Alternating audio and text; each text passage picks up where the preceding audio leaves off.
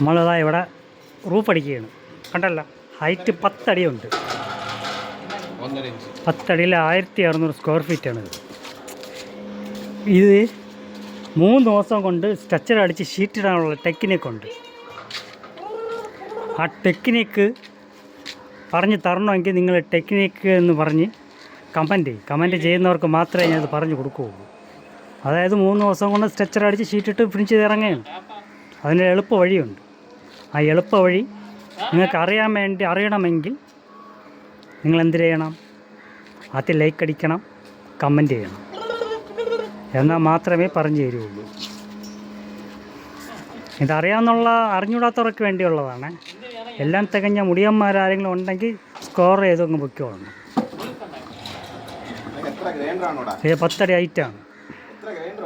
ഇത് നമ്മൾ 3 ദിവസം കൊണ്ട് സ്ട്രക്ചർ അടിച്ച് ഷീറ്റടിച്ച് കയറും.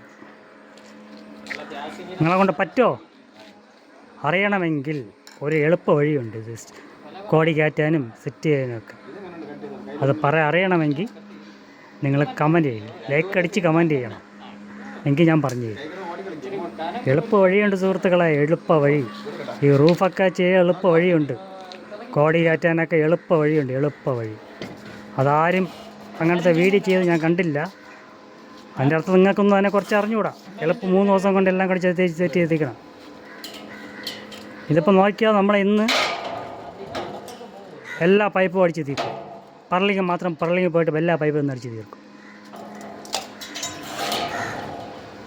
2 മണി വരെ നമ്മൾ പണി ചെയ്യുള്ളൂ. ആ 2 മണിക്ക് നാളെ വന്ന് പറളിങ് അടിക്കും. പറളിങ് വെൽഡ് ചെയ്യും. പെയിൻറ്റിങ് ഒന്നുമില്ല. അറിയണമെങ്കിൽ എന്ത് ചെയ്യണം? കമൻറ്റ് ചെയ്യും. ടെക്നിക്കെന്ന് പറഞ്ഞ് കമൻറ്റ് ചെയ്യും. ഞാൻ പറഞ്ഞു തരാം, വ്യക്തമായിട്ട് പറഞ്ഞു തരും.